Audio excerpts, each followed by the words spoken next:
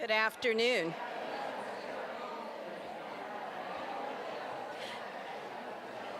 Good afternoon.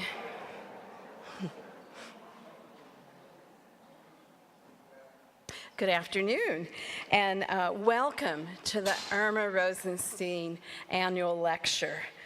I am pleased to invite you today to our 16th annual lecture. My name is Ann Vail, and I am Interim Dean of the College of Social Work here at the University of Kentucky. The faculty, staff, students, and I are pleased to welcome you to the prestigious Rosenstein Lecture.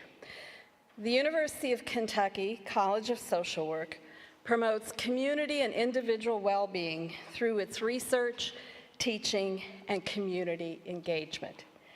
The college is committed to the people and institutions of Kentucky, the nation, and the world. The college nurtures a diverse academic community characterized by interpersonal fairness and social justice. The college is fiercely committed to developing outstanding social work professionals and scholars. Leaders who will serve individuals, families, and communities through innovative and effective practices that are guided by cultural competence, systemic ethical analysis, and a keen, pragmatic understanding of the human condition. Because Irma Rosenstein cared about the next generation of social workers, many of them are in attendance today. I would like to recognize the next generation of social workers, students from the University of Kentucky and other institutions across the Commonwealth. Please stand if you are a social work student.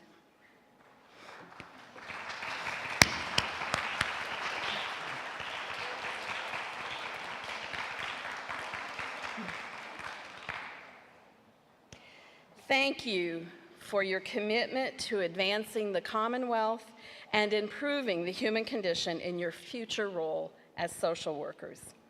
I should also note that students in our satellite locations of Hazard, Kentucky, and Fort Sam Houston in San Antonio, Texas, are also joining us today through live streaming.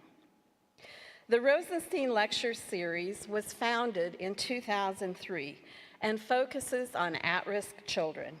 Mrs. Rosenstein's interest in children has centered on intervention and the conditions that contribute to children living in poverty. Past lectures have addressed child development issues and advocating for children's rights. I believe Mrs. Rosenstein would have found Dr. Davis's lecture to be timely, relevant, and just what we need in terms of serving the children and youth of the Commonwealth. The Irma Rosenstein Lecture has been a rich series with experts representing social work, psychiatry, political science, and law. The college is highly committed to this lecture series because children need adults to understand them, to work on their behalf, and to give voice to their needs and desires. Thanks to a generous gift from Irma and Irv Rosenstein, the college has established this legacy of providing research-based and practice-driven lectures by distinguished national speakers. In a few moments, we will introduce this year's notable speaker. But first, allow me to introduce to you one of our College of Social Work students. Netta Shalish will tell you more about Irma Rosenstein. Netta is a second-year clinical Masters of Social Work student. She currently works as a research assistant in the Quality of Life Project at the University of Kentucky's Human Development Institute. She has worked on research with Dr. Jay Miller and has co-authored several journal articles on burnout, self-care, and foster youth in varying journals. Netta will be representing this research at upcoming national conferences this November. Since completing her undergraduate degree, Netta has been involved in different community initiatives on both the local and national level. Before beginning her graduate studies, Netta served as the executive director of the national organization HERA that works with Muslim youth across the United States and Canada. Initially, Netta sat on the committees for Lexington's inaugural Year of the Day of Dignity, a day-long event aimed at serving Lexington's homeless population with food, clothing, and resources. Netta is heavily involved in participating in and promoting dialogue across many different faith communities in Lexington. She and Mrs. Rosenstein would have many common interests, and I think she's the young professional Mrs. Rosenstein had in mind when she founded this lecture series. Please join me in welcoming Netta Schlisch.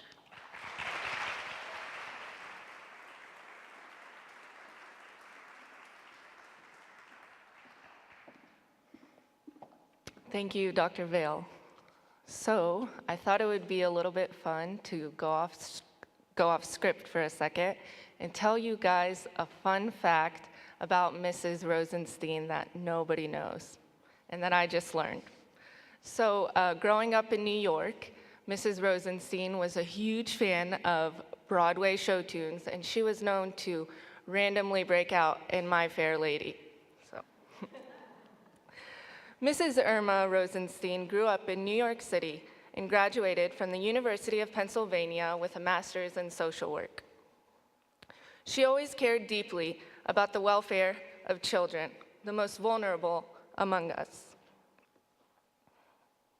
A social worker at the University of Kentucky Medical Center, Mrs. Rosenstein also taught in the College of Social Work and worked closely with our first dean, Ernest Witt.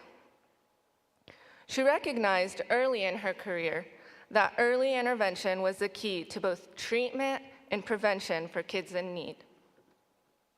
Most importantly, Irma Rosenstein brought an ethos of openness and clarity to community problems. She did not shirk from addressing racism and bigotry. Irma took on the big issues of her day, and her vocal passion for social justice continued as long as she lived. Mrs. Rosenstein was the driving force behind the Kentucky Conference on Christians and Jews, now called the Kentucky Conference on Communities and Justice, an organization dedicated to building community and ending bigotry. She hosted one of social work's most prominent leaders, Whitney Young, at a KCCJ dinner when no public spaces outside of the University of Kentucky were desegregated.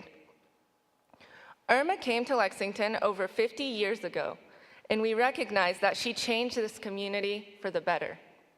The entire community is indebted to her and grateful for her courage. The College of Social Work now counts Mrs. Rosenstein as one of our Hall of Fame members and as a friend and colleague. She was one of the college's staunchest supporters, and we feel blessed to have had someone with her integrity and compassion involved in our work. Specifically, we are honored that Irma and Irv Rosenstein have gifted us with an endowment for this prestigious lecture series. This lecture series is something that the college is proud of, to offer each year to our students, faculty, and the wider community as a very special learning opportunity.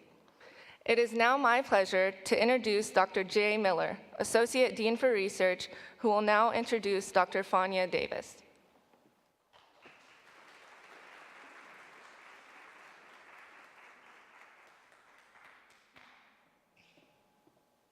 Thank you, Netta. Good afternoon, and I want to echo the sentiment of welcome. We are glad to see so many people out today to join us for a very prestigious event. I had the distinct pleasure of introducing you to our keynote speaker, Dr. Fania Davis, and while I'm going to share words from her bio, it is not lost on any of us that mere words can't capture the impact that her work has had, not only nationally, but internationally. Dr. Fania Davis is a leading national voice on restorative justice, a quickly emerging field which invites a fundamental and pragmatic shift in the way that we think about and do justice. Restorative justice is based on a desired set of principles and practices to mediate conflict, strengthen community, and repair harm. She's a longtime social justice advocate, a civil rights trial attorney, a restorative justice practitioner, writer, scholar, and holds a PhD in Indigenous knowledge. Coming from Birmingham, Alabama, during the social ferment of the civil rights era, the murder of two close childhood friends in the 1963 Sunday school bombing crystallized within Dr. Davis a passionate commitment to social transformation. Dr. Davis has a passionate commitment for social transformation, and for the next decade, she worked actively on issues related to civil rights, Black liberation, women, incarcerated individuals, peace and anti-racial violence, and anti-apartheid movements. After receiving her law degree from the University of California, Berkeley in 1979, Dr. Davis practiced nearly 30 years as a civil rights trial lawyer. During the mid-1990s, she entered a PhD program in Indigenous Studies at the California Institute for Integral Studies. While in those studies, she apprenticed as a traditional healer around the world, particularly in South Africa. Since 2003, Dr. Davis has been engaged in a series of work around healing alternatives to adversarial justice. She's taught restorative justice in San Francisco's New College Law School and Indigenous peacemaking in Eastern Mennonite University Center for Justice and Peace Building. She writes and speaks on both of these subjects. The search for healing justice also led Dr. Davis to bring restorative justice to Oakland, California. A founder and current director of Restorative Justice for Oakland Youth, Fania served as counsel to the International Council of 13 Indigenous Grandmothers. She's also had a number of other honors that include the Mbantu Award for Service to Humanity, the Dennis Maloney Award for Excellence in Youth Restorative Justice, and the World Trust Healing Justice Award. The LA Times recently named her a civil rights leader of the 21st century. Dr. Davis's research interests include race, restorative justice, social justice, and exploring indigenous roots, particularly the African indigenous roots of restorative justice. So please join me as we welcome to the stage our keynote speaker, Dr. Fania Davis. Thank you. Thank you. Thank you so much. I'd like to open with a traditional African Zulu greeting. Sawubona.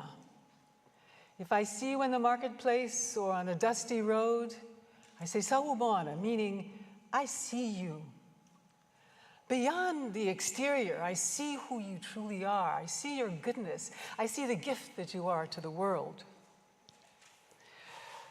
I see you beyond the worst thing that you have done. I see you beyond the worst thing that has been done to you. Restorative justice is rooted in indigenous wisdom and in the African-centered worldview that human beings are good by nature and have equal moral worth and dignity. This is a core value of restorative justice, and I believe it's a value that we share with you as social workers. Sawubona, I see you. So much of our work in restorative justice is about seeing one another. And perhaps more challenging, restorative justice invites us to see ourselves and see our own goodness. And that is often harder. But if we cannot see our own goodness, then we are not able to see it in others. As the saying goes, it takes one to know one. And seeing our own goodness with all of the ups and downs of life, it's not easy. It's a discipline. It's a practice, and it takes practice over and over again. I am grateful and honored to be invited to deliver the 16th annual Irma Sarett Rosenstein Lecture here at the University of Kentucky College of Social Work. And thank you to all of the organizers of this event. I'm grateful to all of you in the audience for choosing to be here. I'm sure that many of you came today, especially social workers, present and future, because you see a lot of suffering and harm in our world. Actually, can I get a little sense of who's in the room? Can you stand up if you are a present social worker? Great. Okay, wonderful. Now you may sit. And if you are a future social worker, wow, beautiful, wonderful. You may see.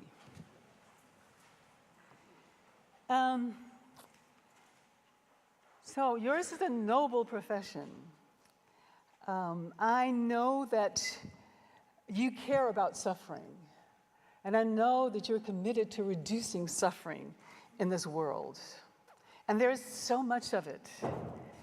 There's personal suffering, family suffering, suffering caused by individuals, suffering caused by institutions, suffering caused by structures, suffering caused by history, suffering and harm in psychosocial dimensions, caused by racism, misogyny, homophobia, transphobia, poverty, globalized climate change, globalized capitalism, environmental degradation, climate change, poverty, war, Islamophobia, mass incarceration, racial and police violence, ad nauseum.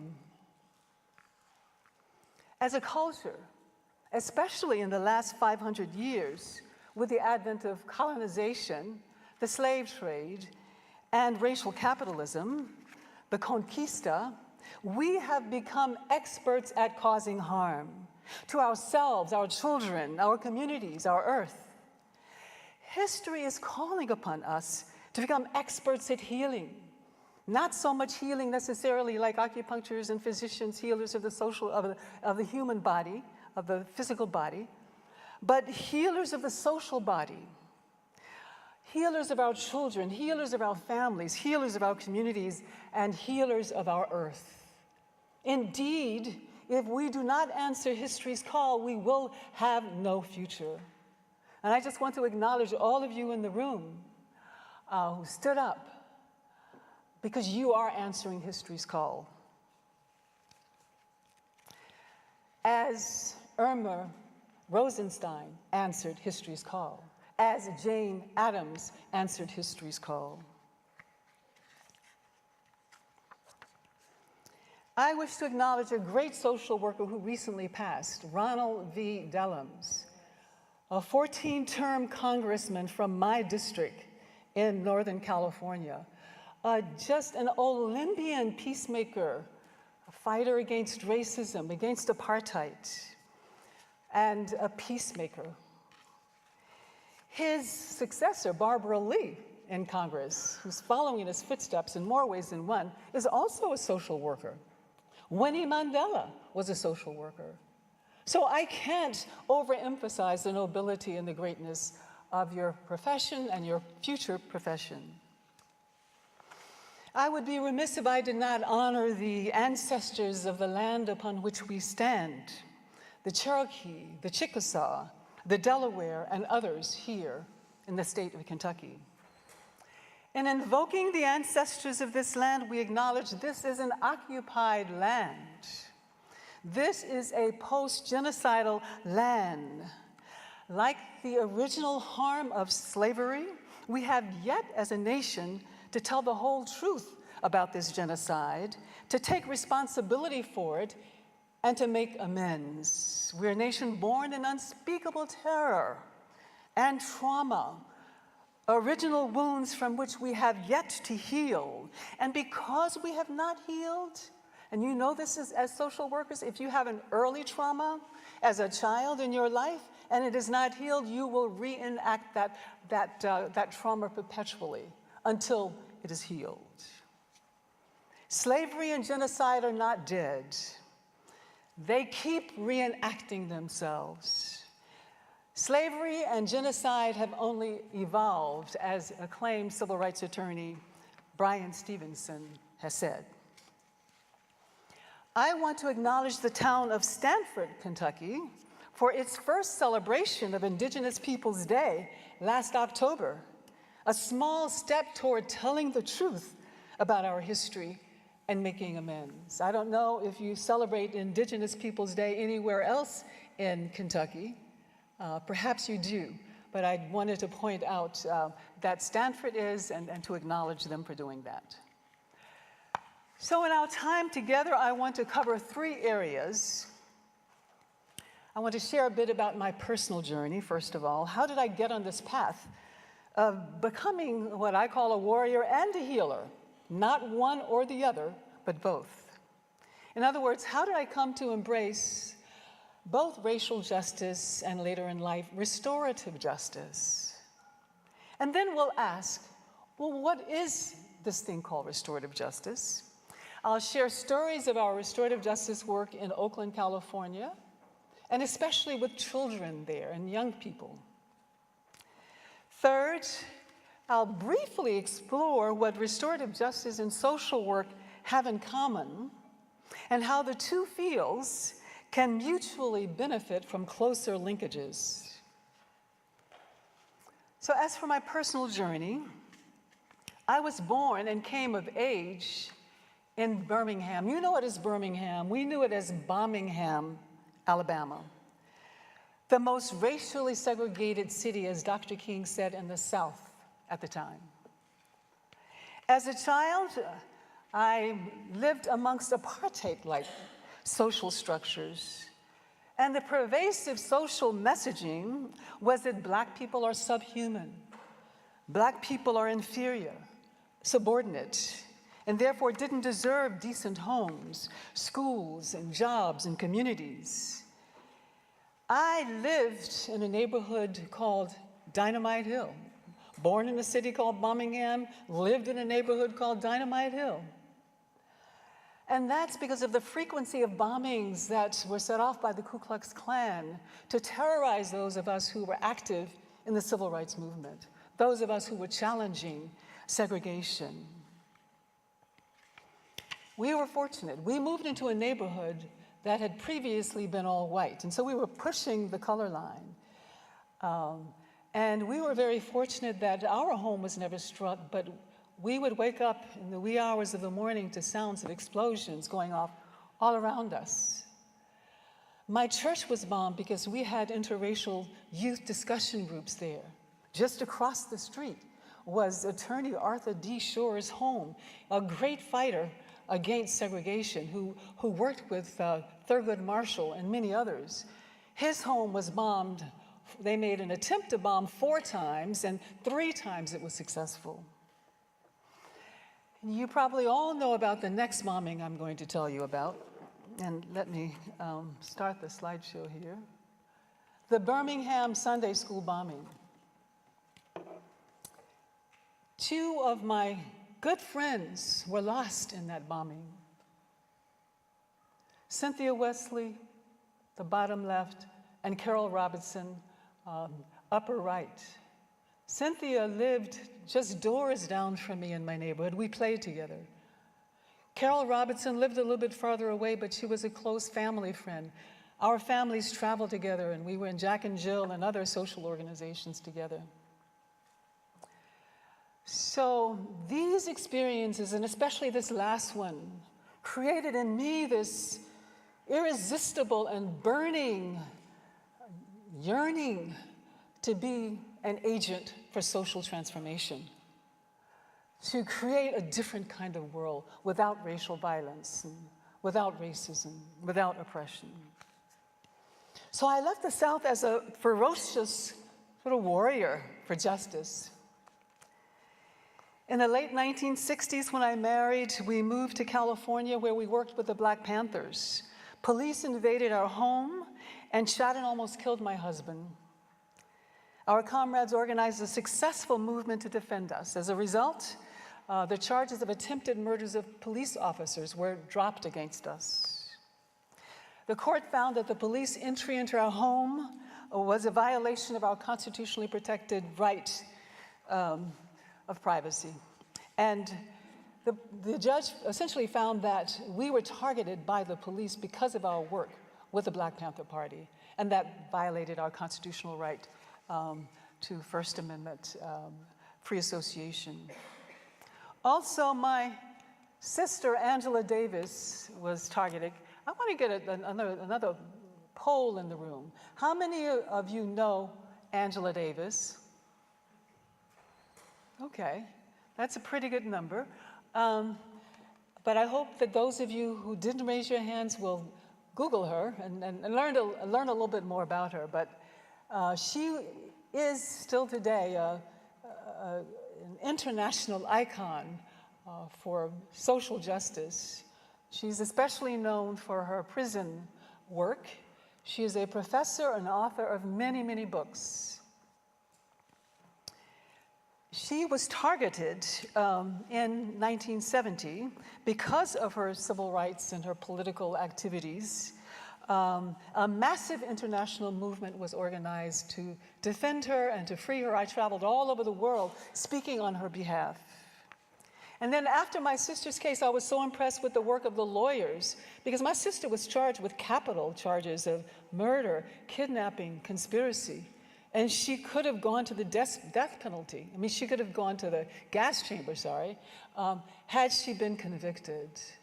So I was so impressed by the work of the civil rights lawyers in that case that I decided I wanted to become a civil rights lawyer and went to law school. So I spent almost 30 years, as you heard the person introducing me earlier say, as a civil rights trial lawyer. All my life I've been involved in social movements, as were enumerated a little bit earlier today. But after about 3 decades of angry activism, of fighting against racism, against capitalism, against sexism, I fell out of balance. I literally became ill. I intuitively knew that I needed to bring more healing and spiritual and creative energies into my life to come back into balance. Synchronicity and dreams led me to shut down my law practice and enter a PhD program that allowed me to study with healers all over the world, and particularly in Africa. After I finished the field work and finished the PhD, I discovered restorative justice. And the moment of discovery was an epiphany for me. In archetypal terms, you could say that it united and integrated the healer and the warrior in me. Restorative justice is a justice that is more concerned about getting well than getting even. This is a justice that is more concerned about increasing social peace rather than deepening social conflict. This justice is more concerned about broken lives than about broken laws. This is a justice that's more concerned about healing harm instead of replicating harm through punishment. This is a justice that is a healing ground and not a battleground.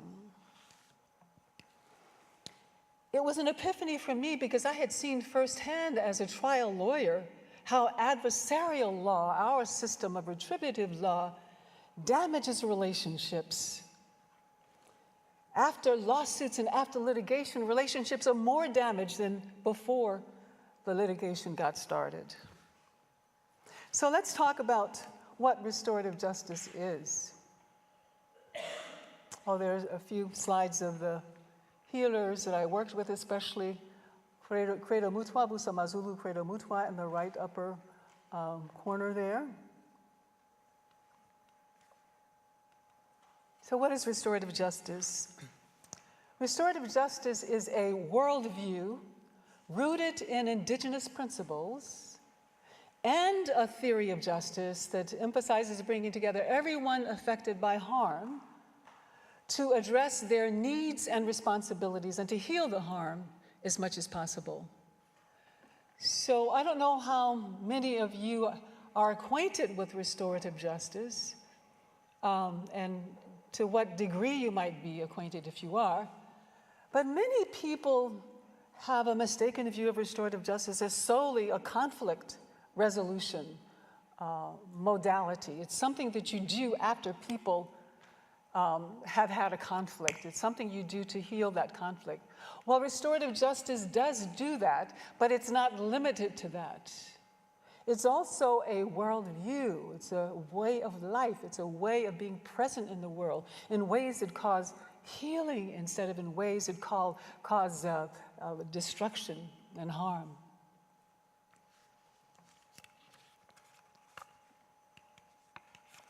Restorative justice invites a paradigm shift in the way that we think about and do justice, from a harming justice to a healing justice.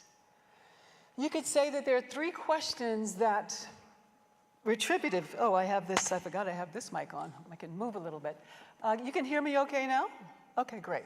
So you could say that retributive justice, our prevailing system of justice, asks three questions.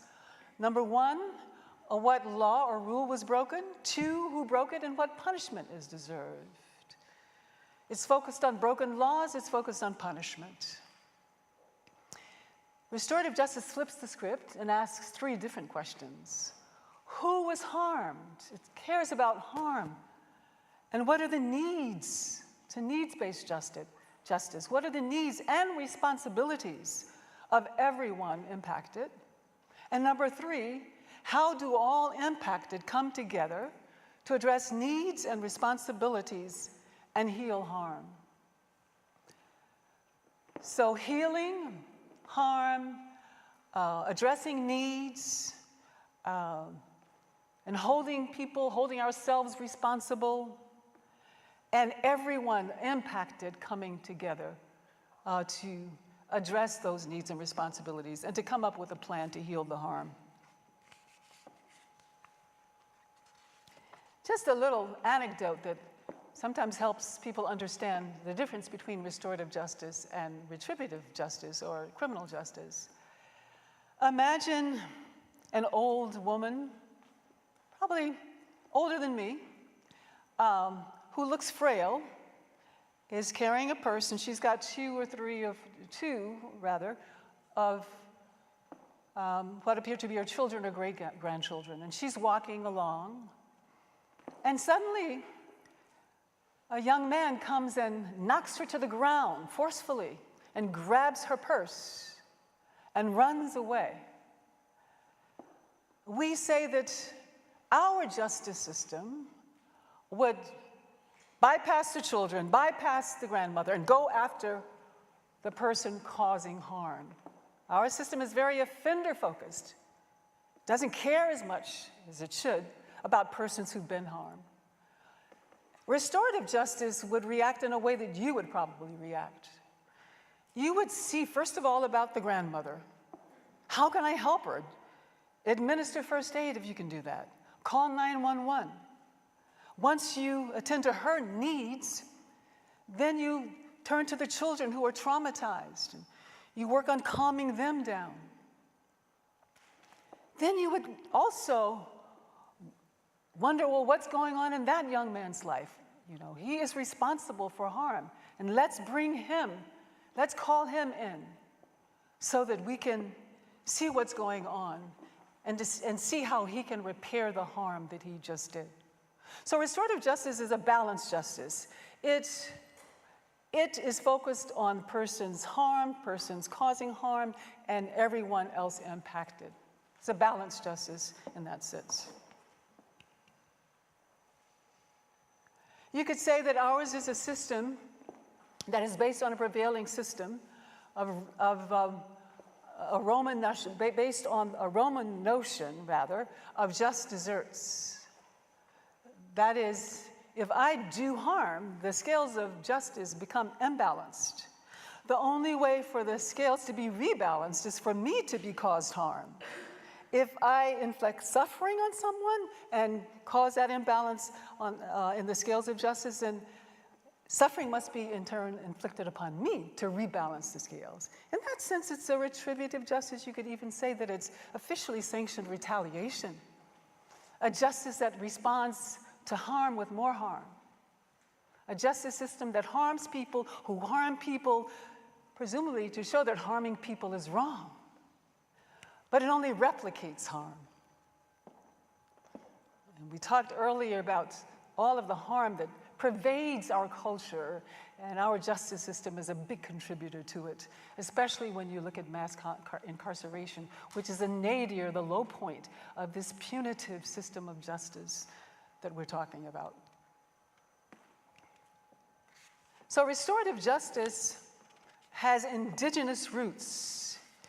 And this gets back to what I was saying earlier about restorative justice, not just being a conflict resolution method, but also being a worldview, a set of values, a way of life.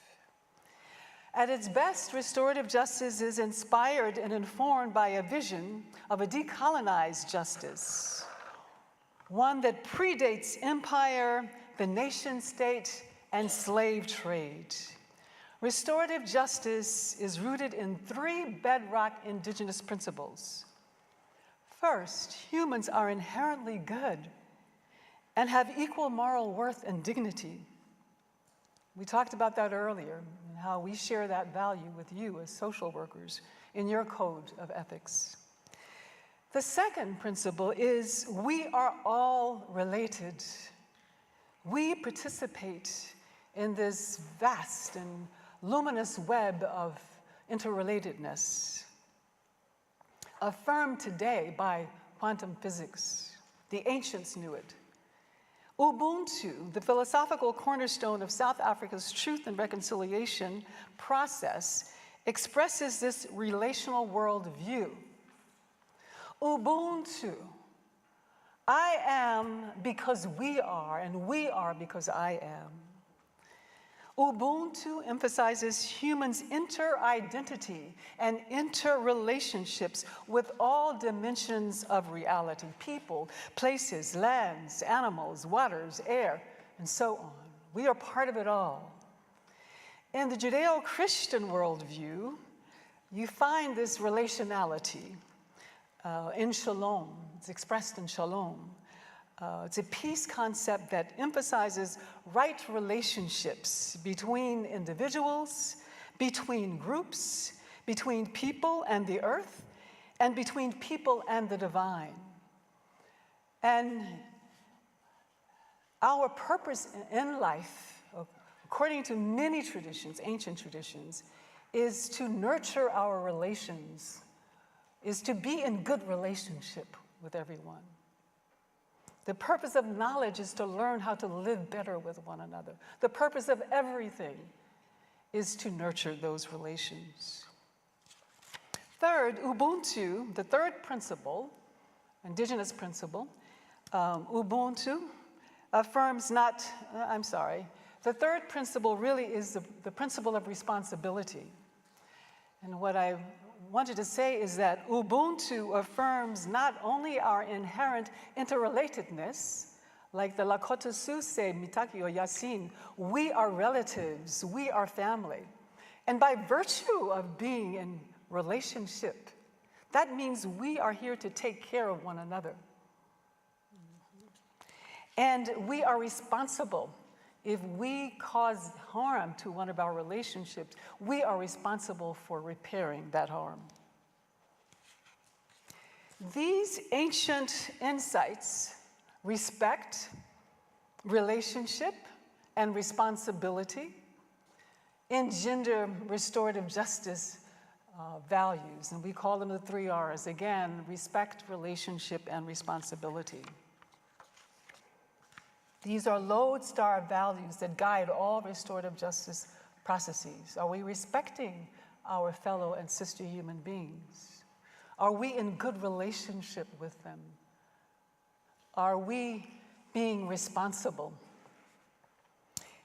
So that's sort of the theory of restorative justice. Maybe I'll come back to circles. Peacemaking circles are, that is the primary model that we use in restorative justice. And again, the peacemaking circle process is based on indigenous traditions. Almost every ancient culture had a tradition of sitting around in circle, whether around a tree or around a fire. So we carry that forward today with the peacemaking circle process. And that is what we use in Auckland schools. I started an organization called Restorative Justice for Auckland Youth back in 2005. And our first program was to develop a pilot program at a middle school in one of the most under-resourced and violent areas of Auckland. And after only about 1 year, we saw incredible outcomes. We reduced suspension rates by 87%. And that's huge. Because for a child who's suspended once by the 9th grade, that triples their chance of being incarcerated. That doubles the chance that they will drop out of school. And if they drop out of school, the odds are overwhelming that they will be incarcerated. So lowering suspensions and eliminating suspensions is a way of interrupting the school to prison pipeline. So that figure of 87% means that we saved a lot of children from incarceration. We also eliminated violence at that school. Young people learned how to talk through instead of fight through their differences. Some children were out on the playground and started to have a conflict. Instead of duking it out right there on the playground, they learned to come in to the peacemaking room, to the restorative justice room, and ask Ms. Alfred, who was the restorative justice coordinator, for a talking piece so they could sit down and do a peace circle. 2 little boys were 2 or 3 blocks away from the school. They were fighting.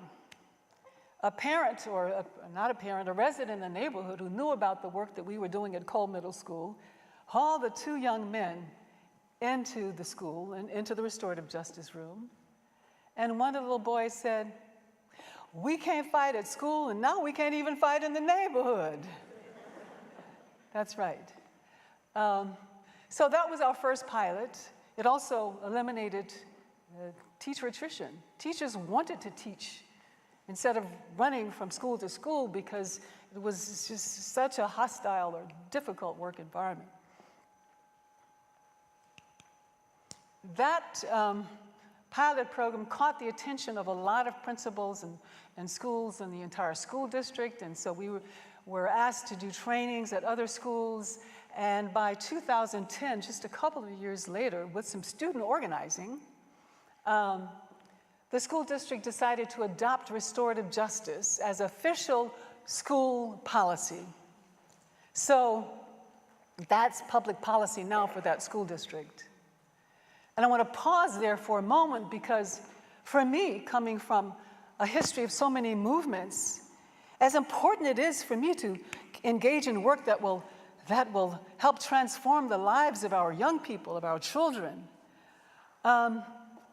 it's equally important to do systems transformation work, to do the work both at the systems level and at the interpersonal level. Because if we just stay at the interpersonal level, then that means that thousands of other children will not benefit. So we had a 2-track program. And today, restorative justice is in about 40 schools, and there's a budget of more than $3 million.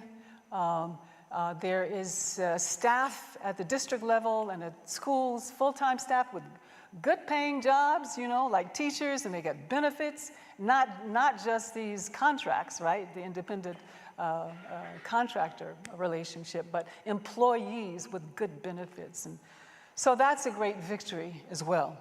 Creating the infrastructure for healing systems, not simply doing the work on an interpersonal level, as important as that is, but creating healing structures and systems.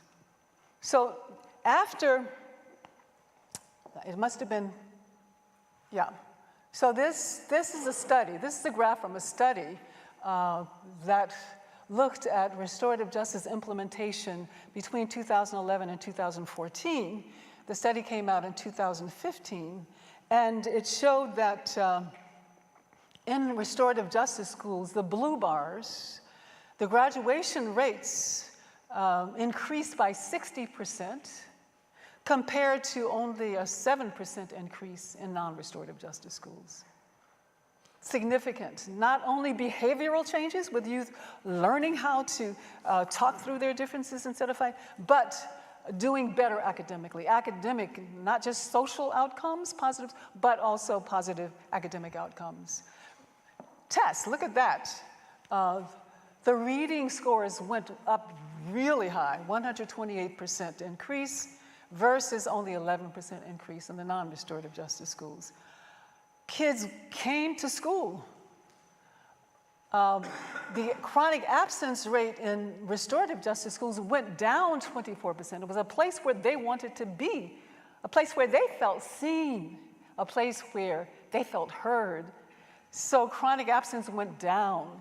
It went up 62% in non-restorative justice schools. The 4-year dropout rate, 56% decrease compared to a 17% decrease in restorative justice schools. Oakland has gotten the attention of the whole nation as a site where restorative justice is being successfully done, both on systems level and interpersonally, and as a place where restorative justice is being done through a racial justice lens. And I'll talk about this a little bit more later, but historically, the restorative justice movement has had no consciousness, well, I'll just talk about it now, of race. When I learned about restorative justice back in 2002, 2003, it had been around since the mid-'70s. And given my background, you can imagine that I wanted to know, well, what is restorative justice's relationship with racial justice? And so I talked to people, I Googled, and I was astonished to find that restorative justice had no racial consciousness. There were thousands of articles and books and essays that were just blossoming. But among those, I could find maybe 2 that addressed the subject of race. I was crestfallen. I was so excited at first about restorative justice, but crestfallen to find this. At the same time, I was determined to change this, and it is changing. It's not just me, it's all of us in Oakland. Since we got started in 2005, many organizations have cropped up in Oakland, and we're working with other places, Chicago especially. We have been working to transform the national restorative justice movement, and in a short period of 5 or 6 years, we've had amazing successes. The last National Restorative Justice Conference was held in Oakland, California, which is, of course, where we are, and my organization co-hosted it. And it was the biggest conference, first of all, in the history of the international restorative justice movement, the most diverse. We had so many people of color. We had LGBTQ. We had people who were disabled. We had formerly incarcerated. We had youth. And restorative justice conferences in the past had looked pretty white. So this was a very dramatic transformation. And almost all of the presentations, the plenary presentations and workshops addressed issues. And so the theme of the conference was, we're the ones who centering, excuse me. All right, let me try again. Moving restorative justice from margins to center. That's what it was. We are the ones we have been waiting for. Elevating historically marginalized voices in the area of race and gender expression and class and age and religion and incarcerated status, immigration status. And so that conference was a huge watershed in the history of the restorative justice movement. So now, we find more articles, and I'm writing a book now on restorative justice and racial justice, and a lot more is happening, suffice it to say, in the whole country that expresses an elevated racial justice consciousness within the restorative justice movement. Can I get a time check here, please? I didn't bring a watch with me. I have 10 minutes? Okay. When you're having fun, time goes really fast. Okay. let me just say that, no, you saw the, sorry.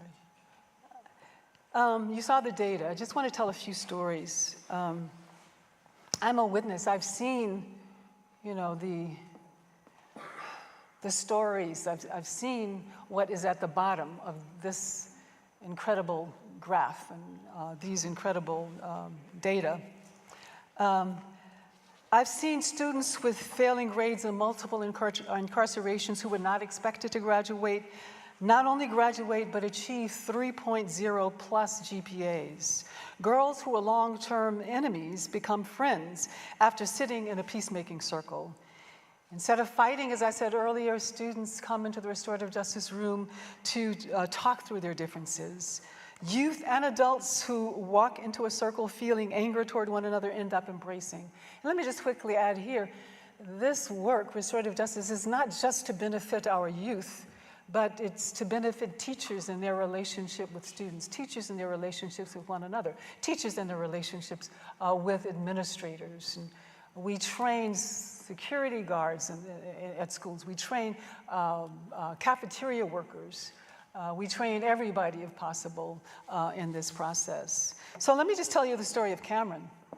It's a story of that sort of exemplifies how we are interrupting the school-to-prison pipeline. So Cameron was 4 years old. He started going to preschool and was very anxious about it. His mother would give him Skittles, just to ease that separation anxiety when she dropped him off. So one day the principal spied him with those Skittles.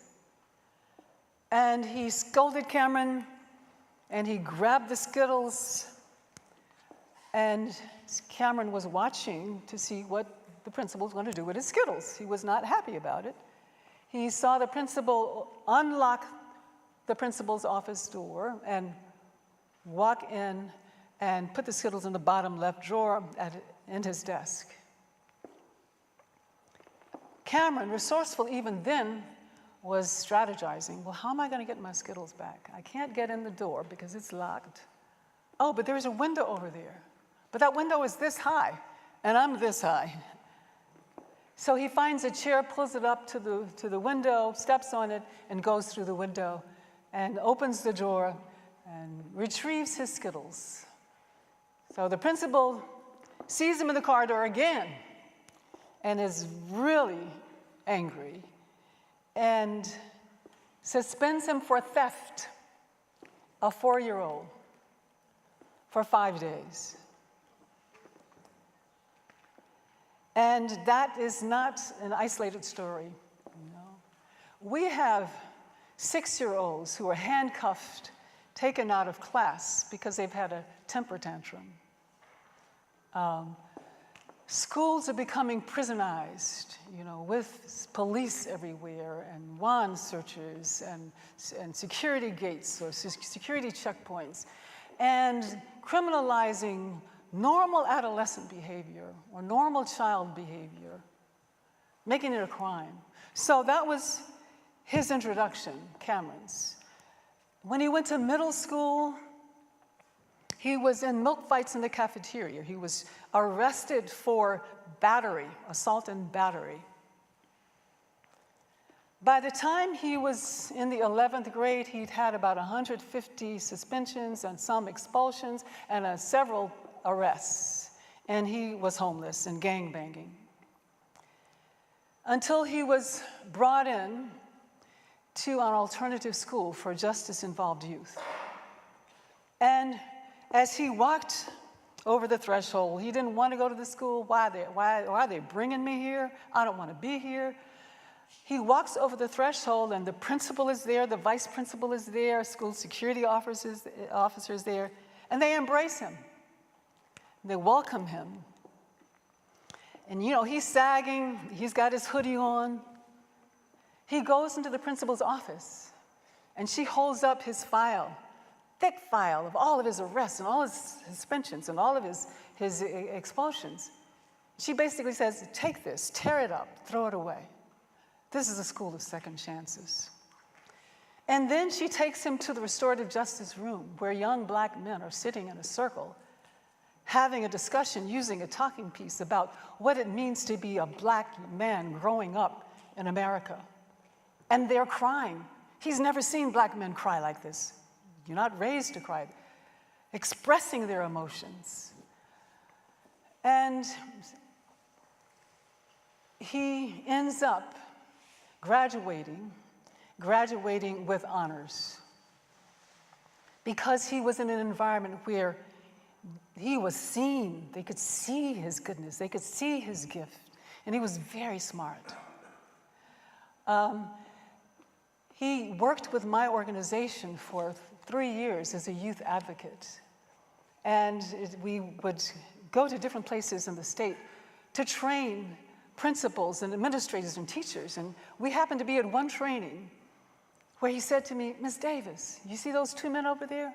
That's the principal and the vice principal of the school in Stockton that expelled me.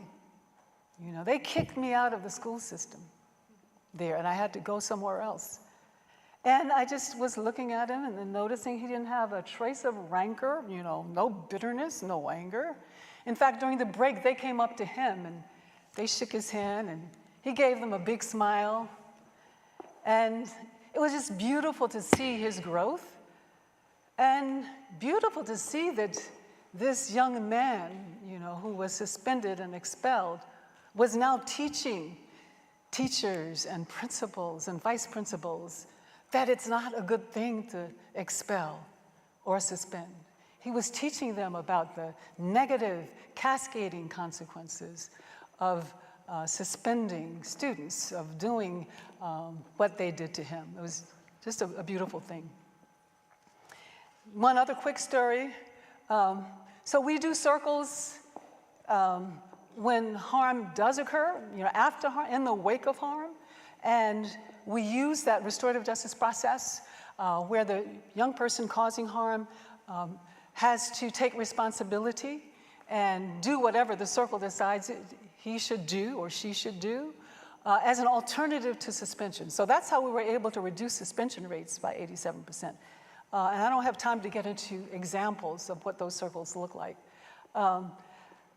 But we also use circles even before harm has occurred. In fact, we like to do more of those community building, trust building, relationship building circles than the harm circles. We'd like to do preventive circles. And we train our restorative justice coordinators to do more of those to prevent harm from occurring. So just very briefly, an example of what these circles might look like. Miss Awele is a drama teacher at Skyline High School. And she begins every morning with her class. She does a circle with them, a community building circle. Very simple, it only takes 10 minutes. But the power of that 10-minute circle is not to be underestimated. So what she does is she says, let's sit down and here's our talking piece and maybe we'll start, maybe they'll do some movement or dance just to start. And she'll say, is there anything that anyone needs to share with me and with everyone about what's going on in their lives today? And during these circles, some kids will say, well, Miss Awele, my cousin was taken away by the police and he's now incarcerated. Or my brother was killed. Or there was a shooting outside my window last night and I'm still shaking from it. And when they share these very traumatic experiences, when they get it out, they receive appropriate responses, supportive responses. They're comforted by their peers, by their teacher. That allows them to come out of the back brain of the fight, flight, freeze response and move into more of the relaxation response in the front brain to settle them down and prepare them for learning. Now, had Miss Awele not done that, you know how trauma is. You either act out, you know, if you've been traumatized, or you act in. You'll hurt yourself or you'll hurt somebody else. So just the simple act of having that circle likely made it easier for her to teach. Some teachers will say, well, I don't have time to do restorative justice. Well, some teachers now in Oakland will say, I don't have time not to do it. Because when I do it, the children are ready to learn. They're settled, they're calm. Yeah.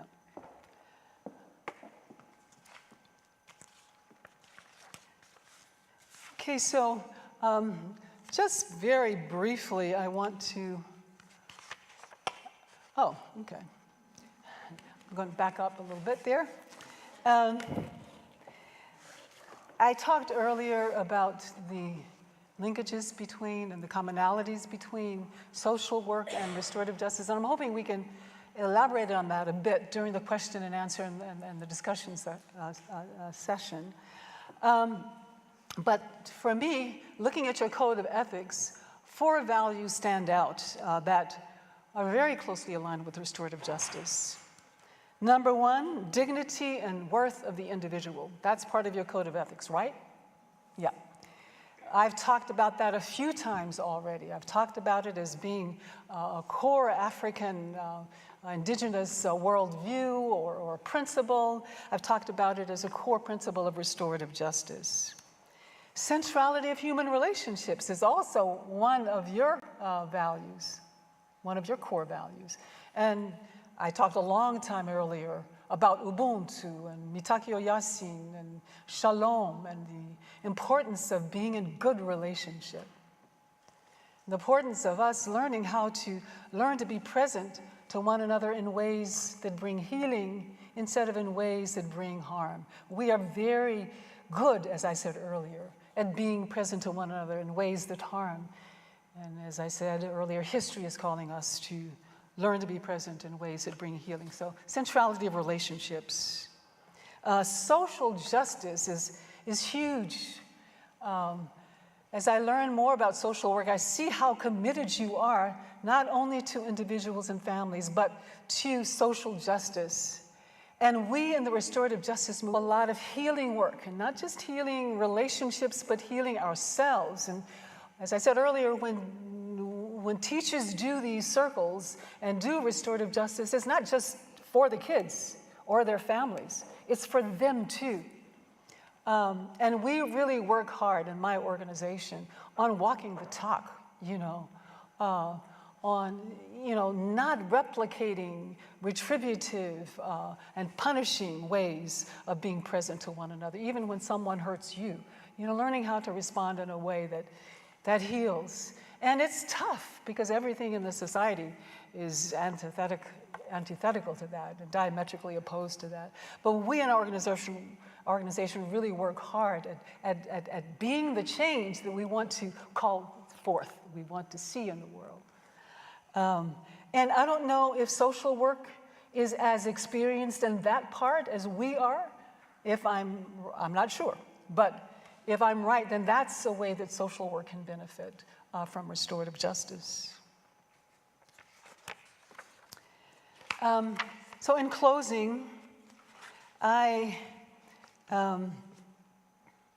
just want to say it's so important for us to transform and heal ourselves as we transform and heal the world. So important for us to be the change.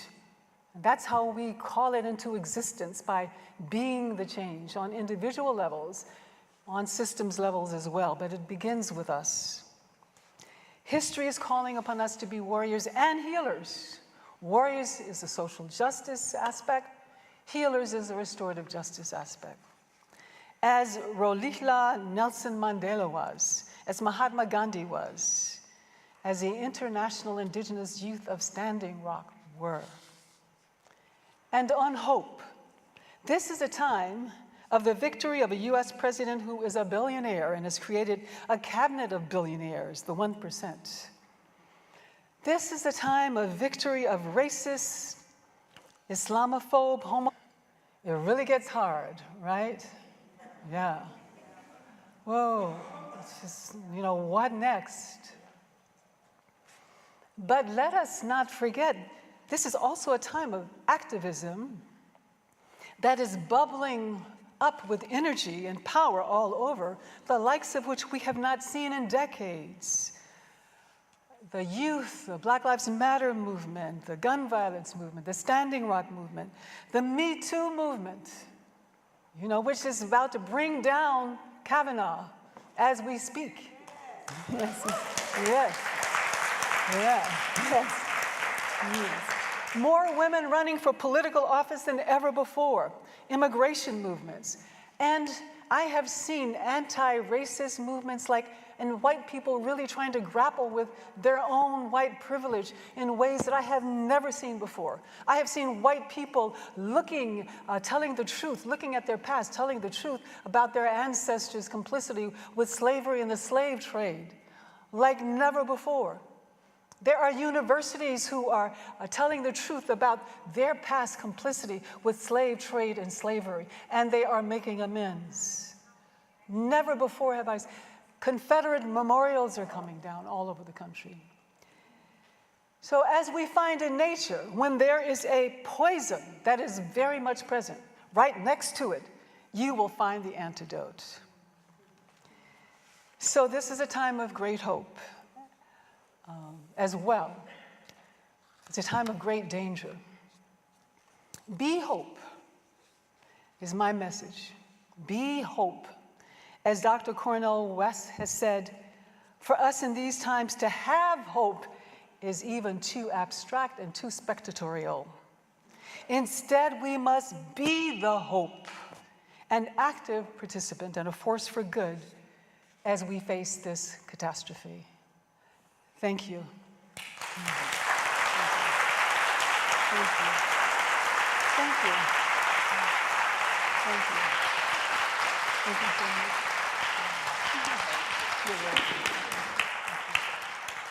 Thank you, Dr. Davis. Would you take some questions from members of the audience? Of course. Okay. Questions, comments? We have Yes. two students who are going to move the microphone around so everybody can hear the questions. Oh, you don't want to say this? You don't want to publicize? A and B. Oh my gosh!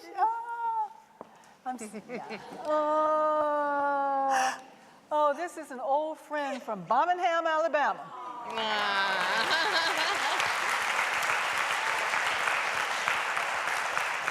Ann Beards. And let me please say that her father was the minister of the 16th Street Baptist Church where that bombing occurred.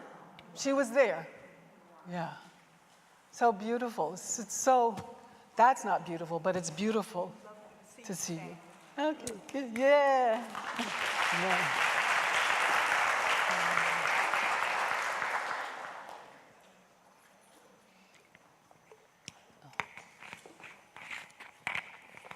Dr. Davis, I have a question.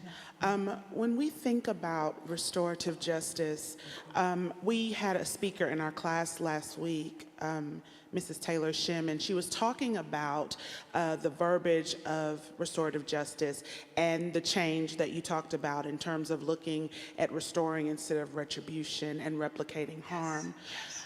Do you think, I wondered about it after she talked, and I wanted to ask her about it, but I want to know your thoughts. Do you think that restorative justice is something that the way it is now would translate to many places? Because I think we've looked at it with school a lot. I've heard about it in schools, and I love what's happening there. But do you think that it has the power to possibly change the way that we look at things like mass incarceration, or even the harms that have been done by the with the Me Too movement that has been revealed? Do you think that restorative justice, as it is packaged now, for lack of a better term, is ready to translate to those other movements? And what do you believe in its power to do for those movements, what it has done in your experience? Yes, very, very good question. If you had asked me that question 5 years ago, or maybe a little bit longer, when I told you I was Googling restorative justice and could find nothing written on racial justice, could find no conferences where There were conversations about racial. When I discovered that restorative justice had no racial consciousness, back 7 years ago, if you had asked me that, I would say, I don't think so. But today, and this is where we get to learn from you in social work, I think restorative justice is developing that consciousness around racial justice, just to see the importance of using restorative justice to address racial harm and to address mass incarceration. People are just beginning to understand or they're just beginning to develop that consciousness. Not only that, but we see people who are working to abolish prisons, working with restorative justice practitioners. We see men and women in prisons who are just undergoing incredible transformation through restorative justice programs inside, and they come out as strong lifers, who weren't expected to ever get out because of this deep work that they've been doing in terms of their own accountability and their own healing of trauma. They are so transformed that the parole board releases them, and they go into our communities and do the work there. One young man, for example, in our joy, was in prison from the time that he was 14, spent about almost 15 or 16 years in prison.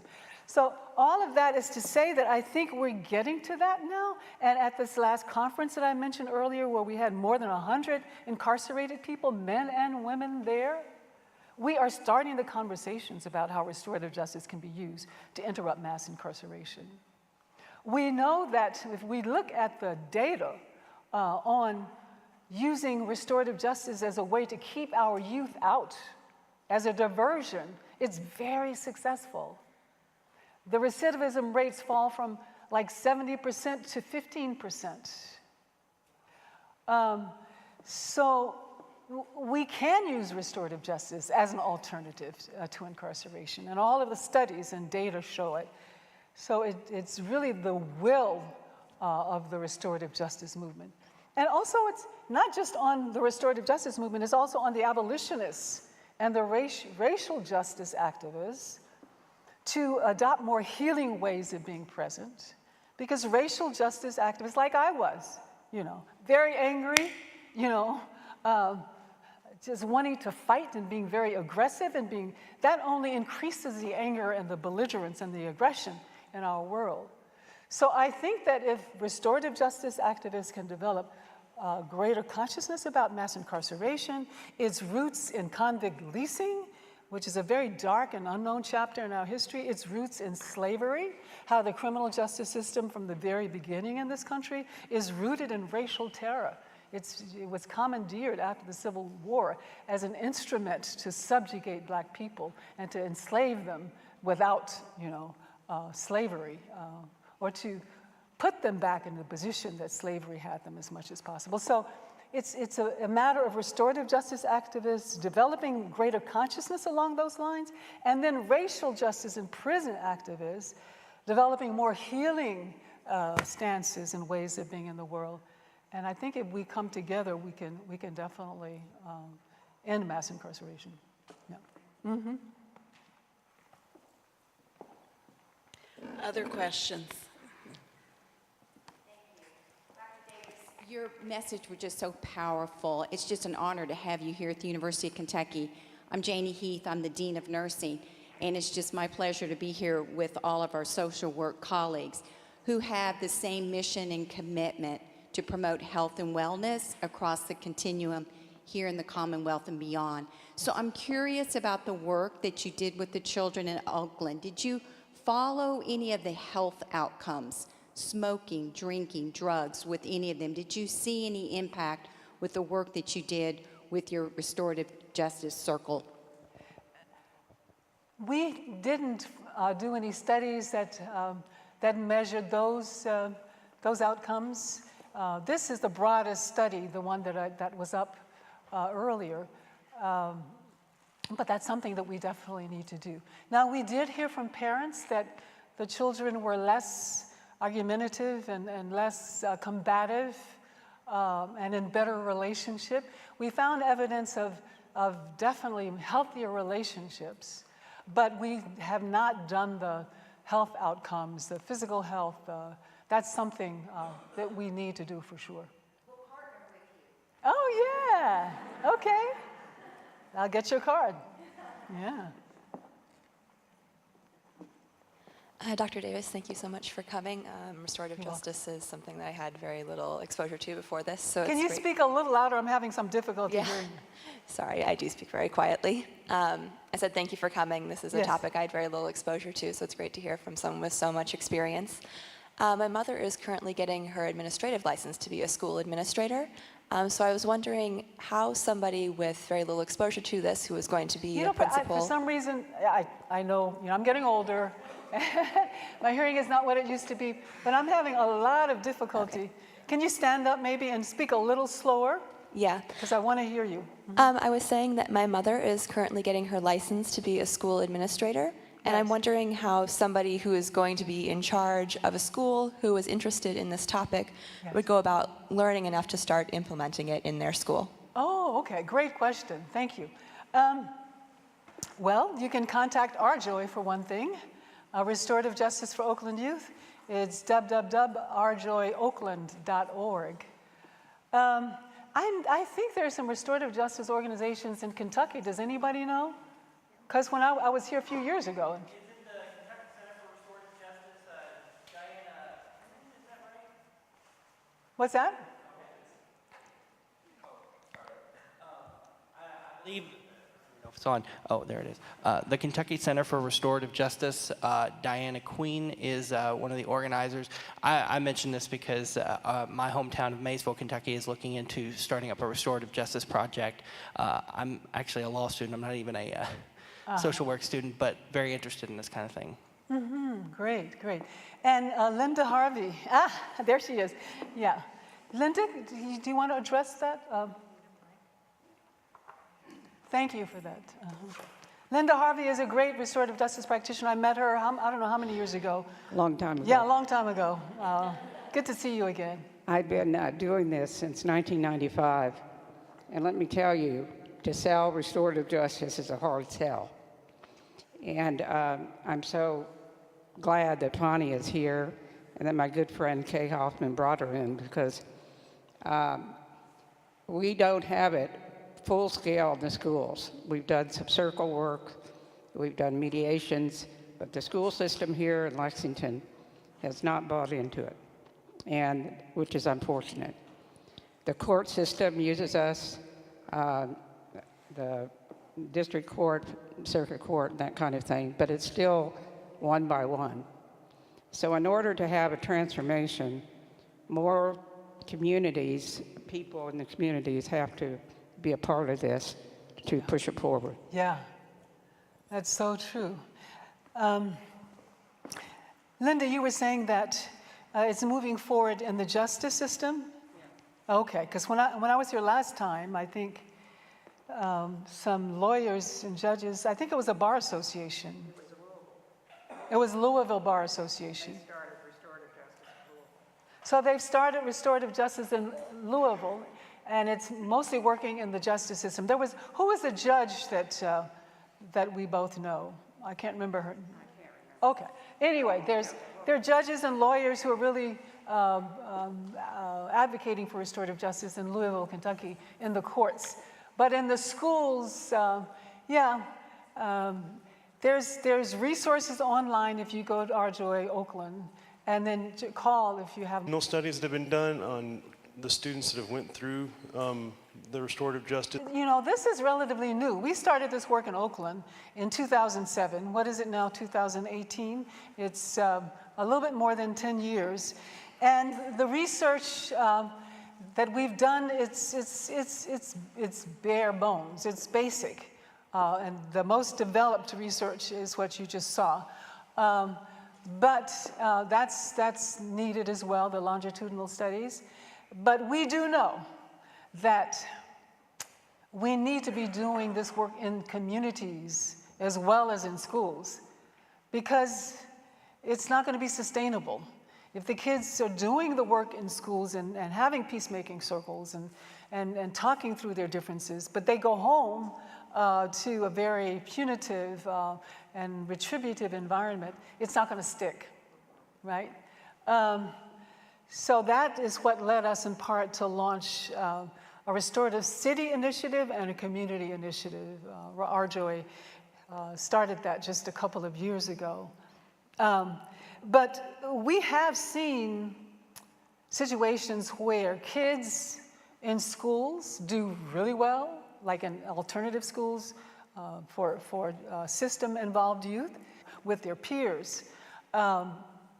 Once they leave school, we have seen our youth fall back, you know. Like, I'm thinking of one youth, Cedric. In fact, there's a video of Cedric. If you're interested in looking at videos, Cedric had been arrested for having a gun in a classroom, which went off accidentally. And he served some time, and then he was released to this particular school, and we had a welcome circle, or what we call an integration, a reentry circle, to help him reintegrate into the school environment in as healthy a way as possible. You'll find that online. It's a really great video. It should be under RJOY Welcome Circle. I think if you type in RJOY Welcome Circle, you can see the video. Anyway, so we had this great circle, and when he first came into the circle, he was like this and didn't want to be there. His parents were there. Principal was there, vice principal was there, people from the district, psychologists and peers were there. And there was a relationship building round, you know, so that people get comfortable with one another and see their commonality with one another. I don't have time to get into the actual circle process, but let's just say, by the time the circle finished, he was like this. He came in like this, and he was mumbling. You could hardly hear what he was saying. But he felt so seen and so heard and so nurtured by that circle that when he left, you saw his beautiful teeth, you know. And he did really well, you know. That circle met on a regular basis and developed a plan for him. And he graduated with a really good GPA. He got an internship. But a year or so out of school, when he didn't have that support, he recidivated. Yep. And that's when we said, we've got to have this work going on in communities as well. Yeah.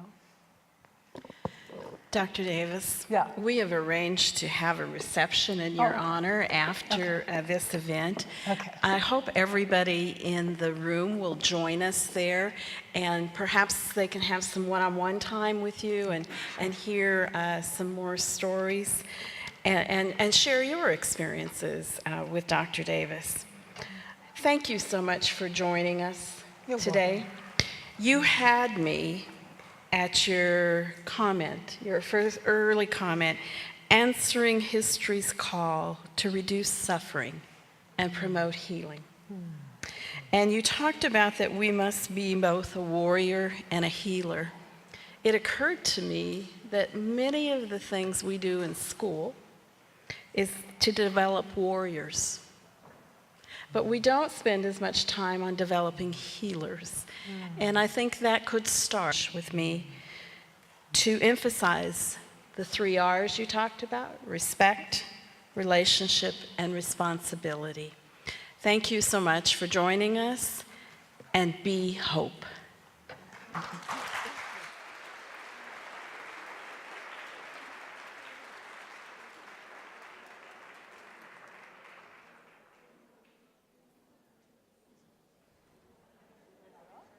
Yeah, do you want to use mine?